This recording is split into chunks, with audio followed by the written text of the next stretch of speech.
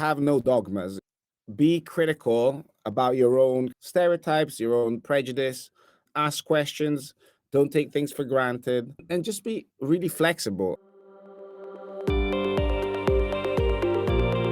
This is The Talent Show, a new podcast series from FT Talent, a hub of innovation from the Financial Times. It's hosted by under 30s for the under 30s around the world. This second series is about all the aspects the FT organization is covering today, from editorial to development, from data to talent. I am Virginia Stagni, and this is a guide we designed to inspire you to be the one driving innovation and change. Welcome to the show.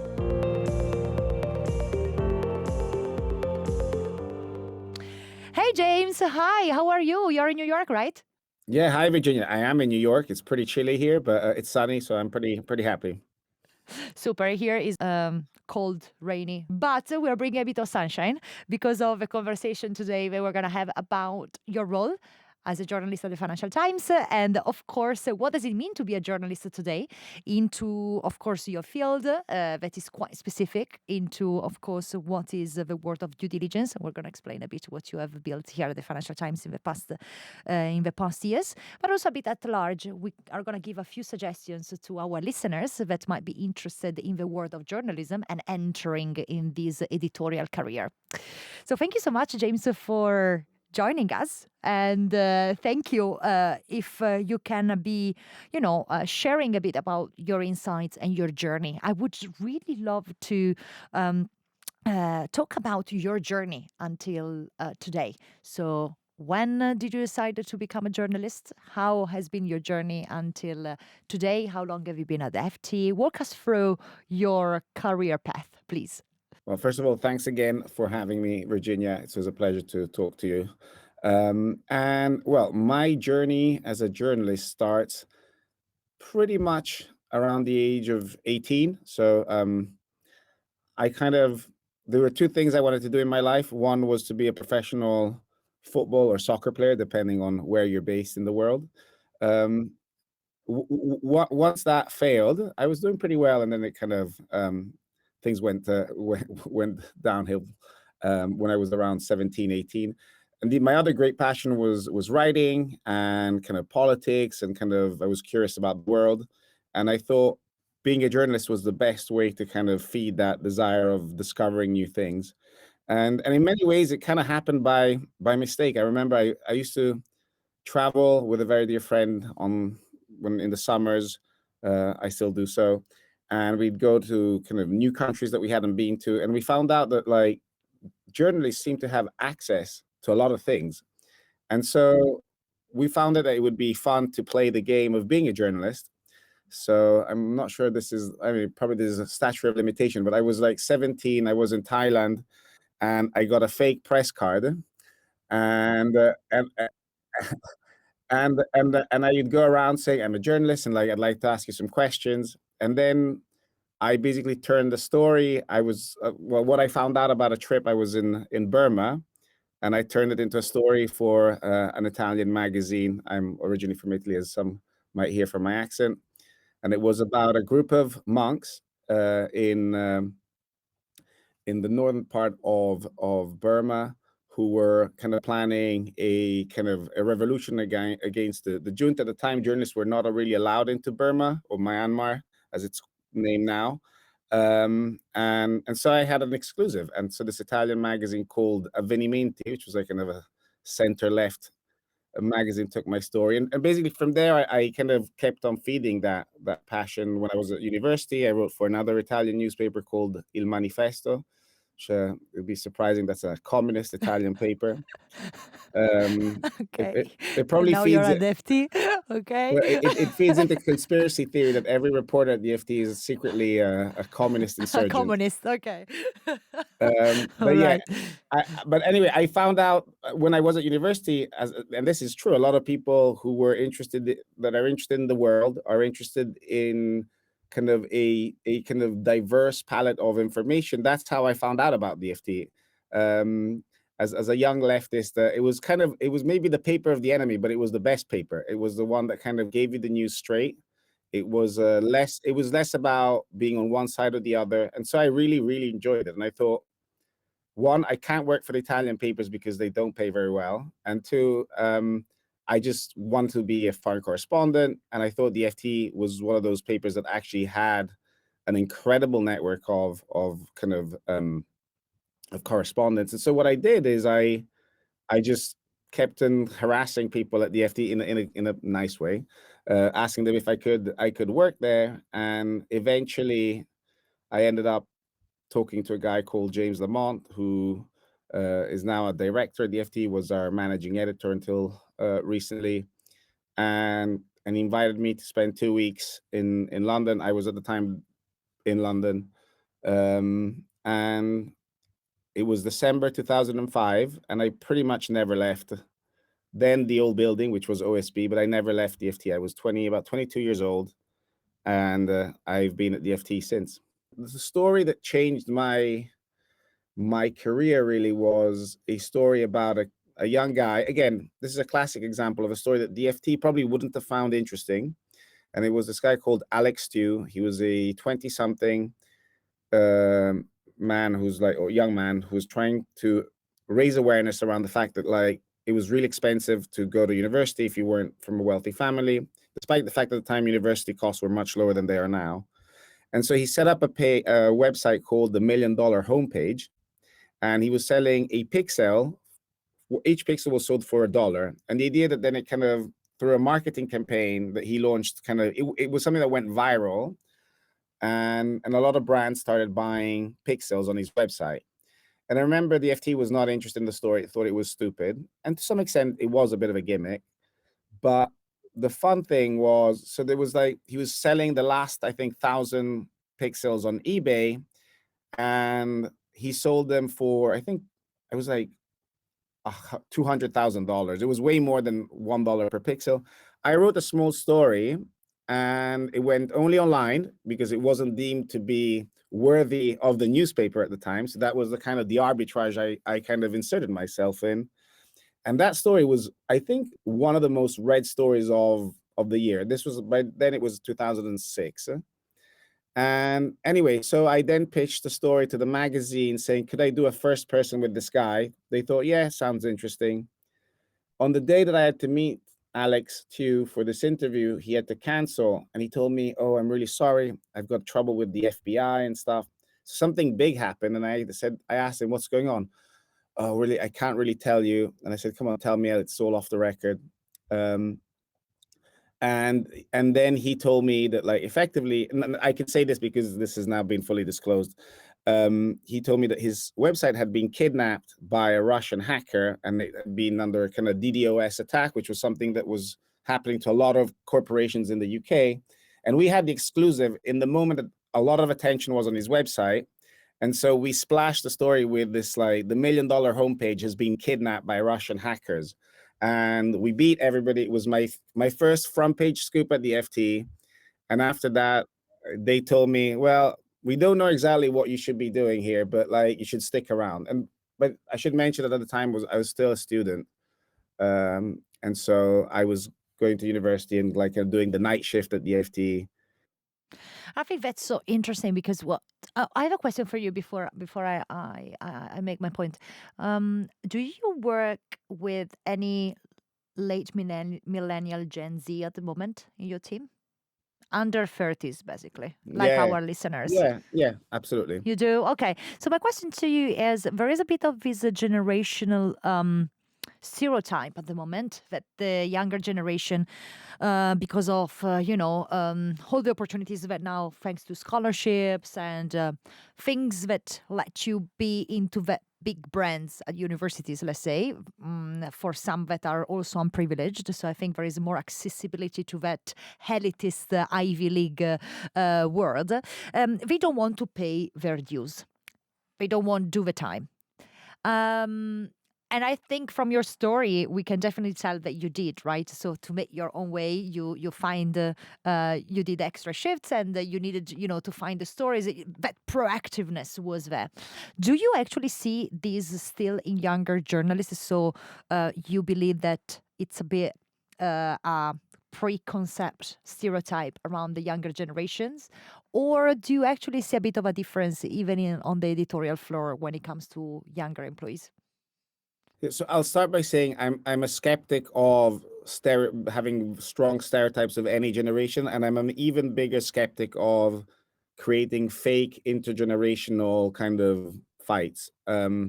Yeah, and because and then as the listeners just here might not know, I teach at a university in New York. It's a public university where a lot of my students come from not very particularly privileged backgrounds, and so and I know a lot of younger colleagues of mine who maybe have gone to very good universities, so are considered elite.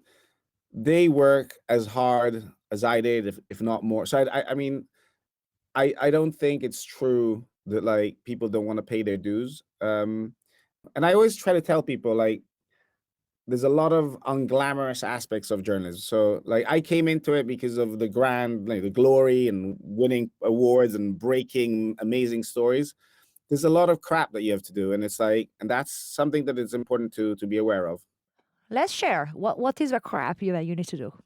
Well, it's like endless boring meetings, like in like internal politics, just like writing a story that you think is dumb, but your editor really needs it, understanding that, you probably like, you're helping the bigger system.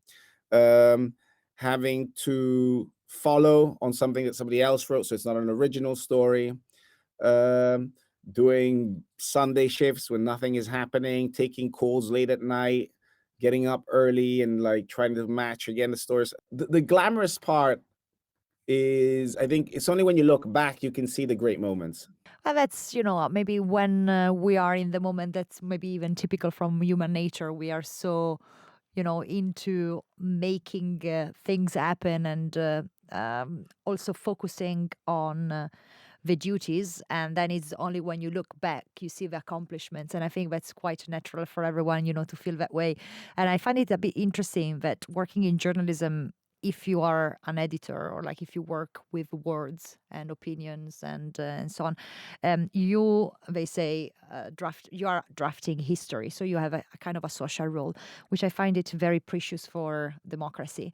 And I Okay. would love to better understand how does a typical day look like work wise, of course, for you when. There are no times, especially you're based in New York, but you're always traveling here around Europe.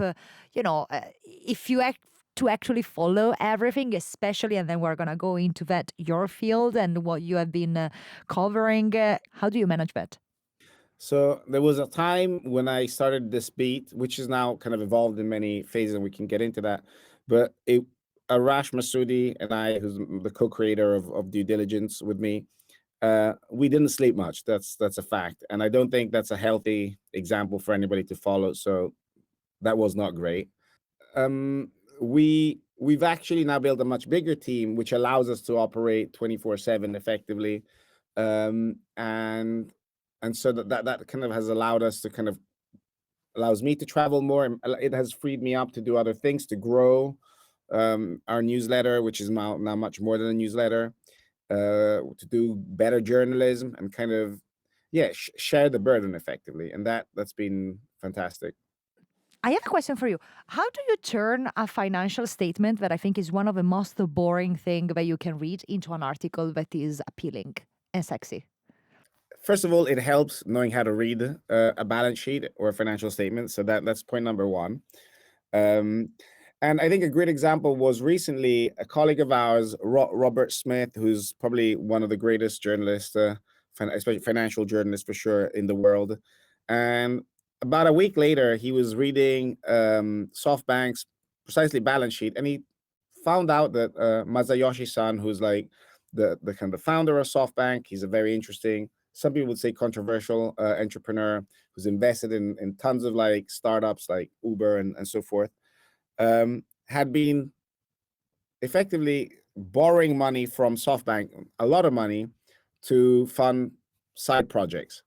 And so that's a way of like, that was, if you want, a scoop of interpretation. Nobody probably either reads balance sheets like Rob does, or even bothers anymore. Partly because everybody's in a rush, and so you're looking just at the headlines.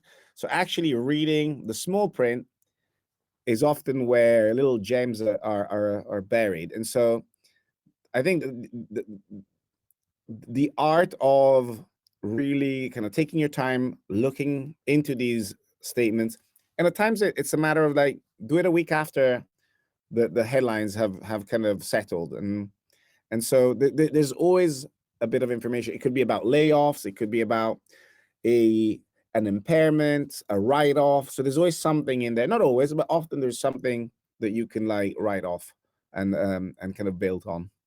Yeah, and I think that's quite strategic as well as an insight.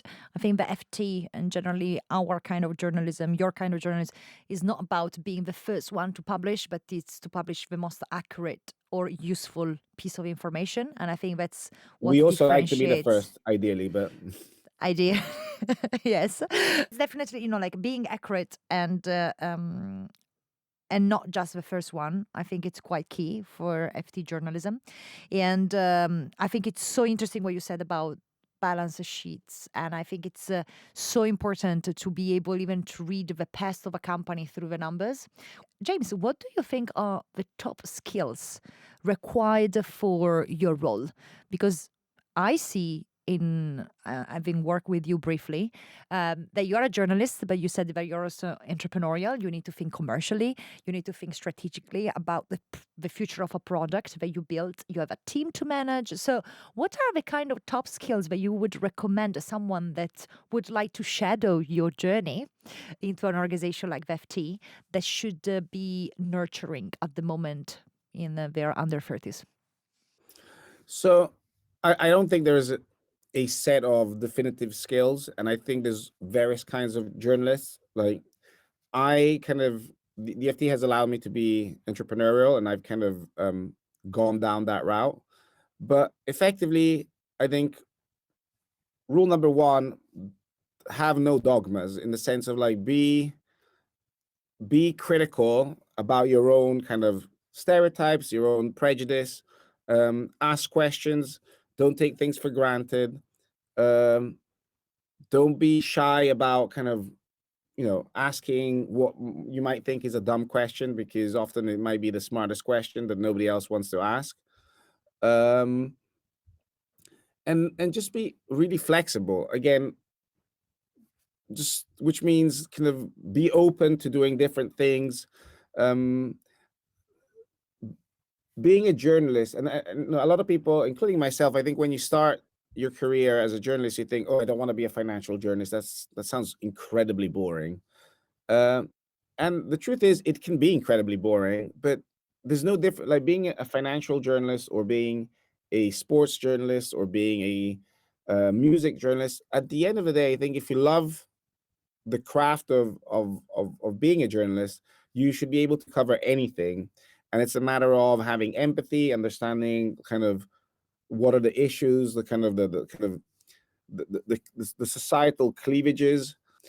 I mean, a lot of people tend to be soloist. I'm not. I thrive on working with the best. I always, in fact, try to pair myself with people who are much better than me, because that's the best way to learn. And I did that when I was 22. I do that now that I'm 39, and I will continue hopefully when I'm 60 and later. I really like this Socratic approach. I think we can sum it up in that way. Know that you don't know nothing, and then just be open with the world. And That's I would really and I great. would add, like, I learn as much. So I learn from people who are older than me. I learn from my peers. I learn from people who are younger.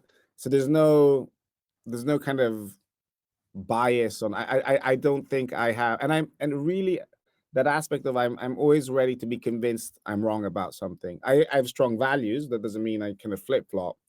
But if you kind of convince me that my thesis was wrong, I will go down that. I will experiment. I will kind of test your alternative view. Mm. So, what is the kind of biggest lesson that you have learned while traveling around the world? That's something you mentioned at the beginning, right, of your journey. But you were very curious and you really wanted to see things and traveling around. What's the best lessons out of this traveling and, of course, for journalism and reporting? What has been even maybe, a positive lesson out of a failure in that context? I think the number one lesson is learn how to listen. As in our role, we should be doing. That's why I feel kind of always a bit uncomfortable doing most of the talking. I'm used to like asking questions and like listening and letting conversation, especially if you're not on TV or radio where it needs to be a bit more scripted. Spend time. Let people talk. Don't. There's no need to interject. There's no need to impose your bias or correct people's like tell them that they're wrong or not. So listen, number one. Originality. In a world where news has been commodified, being original is, or at least having, looking at the same thing but in a different way is, brings value to our readers. That's fantastic. Thank you so much for sharing all of this, James. I really, really appreciate that. If there is one special part about the talent show is that we allow, or we welcome actually, not allow, our listeners and especially our FT Talent challengers to ask directly questions to experts like yourself about your role and your expertise. So we have two challengers for you. One is Kashwin, that is connected now. Hello, my name is Kashwin Sahai. I was a participant of the FT Talent Challenge in 2021. I'm originally from New Delhi. I'm working as a product manager with an IT company called Brain Enterprises based in Hyderabad. My question to James Fontanella Khan is a slightly personal one. It is said, the pen is a very mighty tool, especially in this globalized world where authentic news has taken on so much importance. So, I'd like to know what you enjoy the most about journalism and also what you dislike the most about journalism. What are truly the horrible downsides or hazards of the job? Thank you and looking forward to your response. Well, that's a great question. Um, let's start from the negatives. I do feel at times in the era of the fact that the news never stops, and there's like a sense of like there are no more deadlines. When I started, you worked to produce a newspaper. I mean, we online was there, but there was a sense of like we were still working for a product that was mainly a paper product.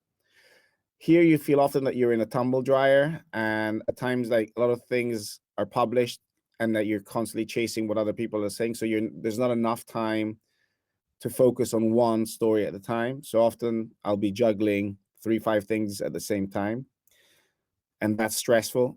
On the flip side, the beauty of juggling 5 or 6 stories at the same time is exhilarating. It's the sense of the one thing I still truly love about this job is I'm constantly, and it's a bit of a, it might sound banal, but I'm learning a ton of stuff. I get to meet people. I get to be nosy and ask them questions. I get to be in places that I would have not had access to otherwise. Um, and to do so in a way that I feel comfortable, which is to be slightly an outsider. I don't mind being the outsider, and it allows me to kind of keep that kind of critical approach. And I often people see critical as negative. I see critical as like essential for us to kind of improve as humans, and so yeah, I really still enjoy that. And the other thing is also like working with a group of really smart people. I think I've been really lucky and blessed over my career that at every junction, and maybe this is a great thing just about the FT, but I'm sure it's not, or I hope it's not. But yeah, I've kind of had the chance of working with some of the greatest minds, and again learning a lot from my colleagues. So that's been an enriching kind of experience. That's great. Thank you so much for sharing this, James. Now, your question, Nitin. Hi, my name is Nitin Magima. I was a participant in the FT SDG Challenge in 2021. I'm from India, but I'm currently living in New York. I work at Columbia University as part of the financial instruments sector team. I focus there on how to mitigate climate risk in terms of disaster relief. My question to Mr. Khan is, to what extent is climate risk used as a lens for understanding corporate finance and deals? Thank you and looking forward to hearing from you. That's a great question. And it's funny because I was talking with one of my colleagues on Moral Money in November, and we were just talking about how actually there are a ton of climate related deals at the moment, especially in the energy sector, as you'd expect, in a sense as we kind of are shifting, the kind of focus on energy transition becomes a priority. As well as the kind of crisis that we're experiencing with the war in Ukraine. As many of our listeners might be aware, Europe has been incredibly dependent on Russian kind of energy sources, and so the question of like diversifying that and actually so M&A and kind of joint ventures and whatnot have become much more important. So and more broadly, I think it's like shareholders of large kind of publicly held companies want to know that the executives of the company they're invested in are thinking about energy transition, and so it's way less of a kind of back thought. It's really much on the forefront. James, thank you so much for being with us. Thanks for sharing, of course, your journey and your perspectives and being so transparent with us during the show and with our listeners. I really hope you enjoyed. I definitely did. And thanks to our listener for tuning in for another episode of The Talent Show. Thank you. Thank you, James. Thank you. Bye-bye. This has been The Talent Show, which is produced by the FT Talent team, Aya Al-Shihabi, Noor Hafez, and me, Virginia Stagni. Our podcast producer, editor, and sound engineer is Arturo Ochoa, and our social media producer is Letizia Clementi. Our music is by Dennis Kishuk. Check out all of the Talent Show episodes at fttalent.ft.com, subscribe wherever you get your podcasts, and follow FT Talent on socials for updates. Until next time, and keep listening.